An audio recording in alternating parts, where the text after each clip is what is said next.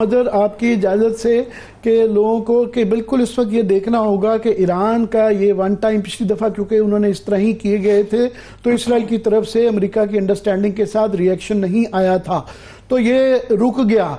तो इस दफा क्या वो रिएक्ट करते हैं और क्या ईरान ये जारी रखेगा सिलसिला और अमेरिका क्या रिएक्ट करता है, ये काफी सारे सवाल हैं।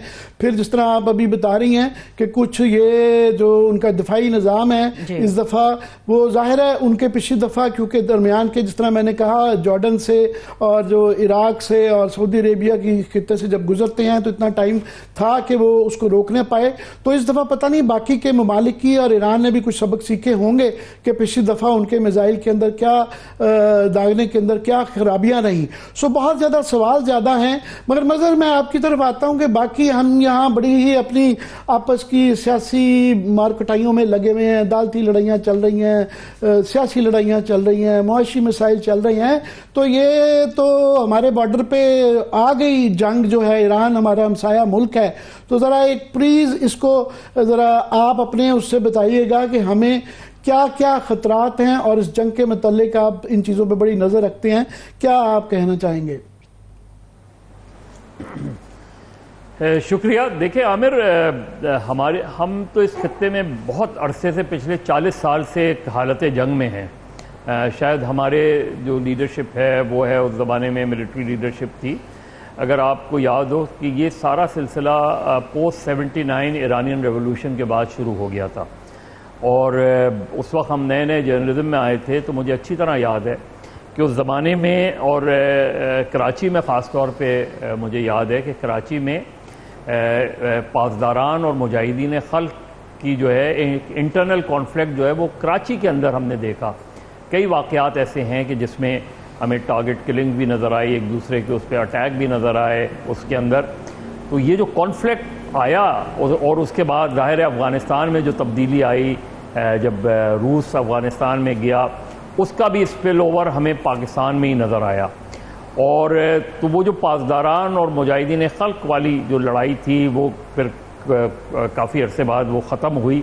लेकिन वो जो इंटरनल कॉन्फ्लिक्ट था, वो जो ईरान से जो इंटरनल कॉन्फ्लिक्ट था, वो जब उसे हमें यहाँ उसके असरात नज़र आए तो उसी वक्त एक अलर्ट हो गया था। और अगर आपको याद हो कि ईरान में जो अमेरिकन एम्बेसी पे कब्ज़ा हुआ था उसके अंदर एक पाकिस्तानी डायरी भी बरामद हुई थी।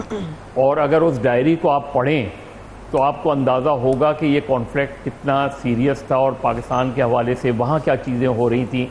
फिर जब अफ़गान कॉन्फ्लिक्ट आया और अफ़गानिस्तान का स्पिल ओवर आया तो हम और ज़्यादा उस खत्ते में फंसते चले गए और फिर ज़ाहिर है एक अफ़गान जंग का हम हिस्सा बन गए।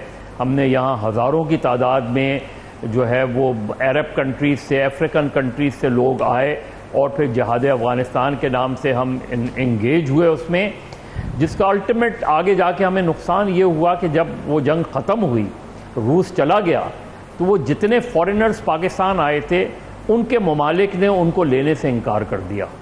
तो अब आपके पास चॉइस ही नहीं थी। तो 50-60 हज़ार जो गैर मुल्की मुजाहिदीन थे वो फिर पाकिस्तान में ही रह गए। और उसका फिर बाद में हमें ज़ाहिर है जो वाक़यात हुए उससे हमें अंदाज़ा हुआ कि हम बहुत बुरी तरह फंसते चले गए। और फिर हमने आगे जाके कई सालों बाद देखा कि जब दूसरी अफ़गान जंग हुई जो 9/11 जिसके बाद, तो आप पूरी तरीके से इस खत्ते में फंस चुके थे। आप ईरान की वजह से भी, अफ़गानिस्तान की वजह से भी, और उसके बाद जो उसका स्पिल ओवर हुआ 9/11 का, उसमें अलकायदा की मेन लीडरशिप आपके आके वो छुपने लगी। मगर मैं थोड़ा सा आपको इसलिए रोक रहा हूँ कि हम पाकिस्तान के लिए इसके खतरात और हमें इसको कैसे हैंडल करना चाहिए उसकी तरफ आते हैं। मैं चाहूँगा फिलहाल क्योंकि ये ऑन गोइंग इस वक्त ये एक क्राइसिस चल रहा है और 3 बड़े जो सबसे बड़े सवाल वहाँ पे हैं वो एक तो ये है कि ईरान के इस हमले का स्केल क्या है और उसका इस चीज़ पे बहुत ज़्यादा डिपेंड करता है कि इसराइल का क्या रिएक्शन आता है। और इसराइल का रिएक्शन जो है वो अमेरिका की थिंकिंग पे शो करेगा क्योंकि बैकग्राउंड में ये था कि अमेरिका ईरान को न्यूक्लियर जोरी हथियारों से रोकना मकसद था, या ये भी कोई पता नहीं उनकी कितनी तैयारी हो चुकी हुई है और वो हथियार शायद बन चुके हो। तो एक न्यूक्लियर खतरा भी है। इस पे राय में अगर आप इसको बता सकें। आमिर, मैं उसी तरफ आ रहा हूँ कि अगर आप अमेरिकन फॉर्मर CIA और उनकी किताबें पढ़ें तो वो ईरान से बड़ा ख़तरा पाकिस्तान को समझते हैं। इस चीज़ को अपने जहन में हमें रखना चाहिए कि आप उनके न्यूक्लियस पे मौजूद हैं, आप एक एटमी ताकत है, ये भी उन्हें पता है उनके। ये अगर और मुझे देखिए, इसराइल और हालिया कॉन्फ्लिक्ट को अगर आप देखें तो इसराइल ने बड़े फोकस अटैक किए हैं।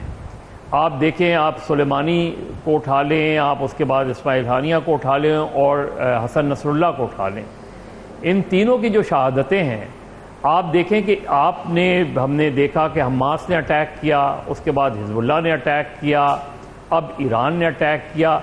जो काउंटर अटैक होता है वो बड़ा फोकस होता है। उन्होंने एक तरफ तो जेनोसाइड किया फ़लस्तीनियों का, और दूसरी तरफ उन्होंने जो आपकी दो बड़ी ऑर्गेनाइजेशन जो आप उस खित्ते में लड़ रही थी, हमास और हिजबुल्लाह, उनके टॉप लीडरशिप को उन्होंने टारगेट किया और वो उसमें कामयाब हो गए। अब अगर ईरान का रिएक्शन जो है, अभी तो हमने मिसाइल की हद तक देखा है ईरान का, क्या काउंटर अटैक ऐसा नहीं हो सकता कि काउंटर अटैक नहीं होगा? अब वो काउंटर अटैक कितना खतरनाक होता है, आप उस खित्ते से उसमें आपका क्या जहनी तौर पे क्या हमारी कौमी लीडरशिप, क्या हमारी जाहिर है हमारी अस्करी लीडरशिप के जहन में तो ये सारी चीज़ें बात होनी चाहिए और होगी, लेकिन क्या हमारी नेशनल लीडरशिप, और कल जो पार्लियामेंट का इजलास भी हो रहा है, इन कैमरा इजलास भी हो रहा है कौमी सलामती के हवाले से, ये आपका टॉप ऑफ द एजेंडा होना चाहिए। इसलिए कि ये उस खित्ते की लड़ाई इस खित्ते में आ रही है, और अगर ईरान से इजराइल की जंग होती है तो ये जंग ज़मीनी नहीं होगी, ये जंग बहुत ख़तरनाक सूरत इख्तियार कर सकती है। इसका मज़हब पिछली दफ़ा जब इस्माइल हानिया के बाद ईरान ने जब मिसाइल दागे थे तो वहाँ उसमें अब में और तब में फ़र्क एक ये था कि अब में कि इस दफ़ा एक तो लेबनान तक ये जंग नहीं जा चुकी थी, उनका बड़ा एक लिमिटेड इस कॉन्फ्लिक्ट के अंदर इन्वॉल्वमेंट थी, अब वहाँ पे ज़मीनी जंग की बात हो रही है। दूसरा ये अब क्लियर है कि उस वक्त एक म्यूचुअल बड़ी ताकतों की अंडरस्टैंडिंग के साथ अलाउ किया गया था कि ईरान के इसके बाद इसराइल ने रिएक्ट नहीं किया, और जाहिर है उसमें अमेरिका का कलीदी किरदार था। इस दफ़ा लग रहा था कि ये जो कहा जा रहा था कि जी एस्केलेट टू डी एस्केलेट, इस तरह की चीज़ें हैं कि अमेरिका की बिल्कुल शमूलियत उसके अंदर शामिल है।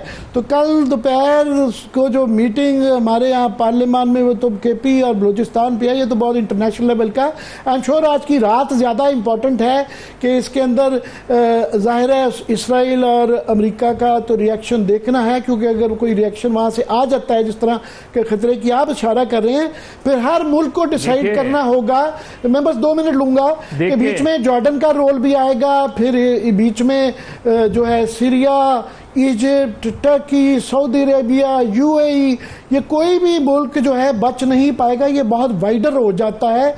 उस पैराए में कि अगर ये बड़ा हो जाता है तो हर मुल्क अपने मफाद के मुताबिक ये देखेगा।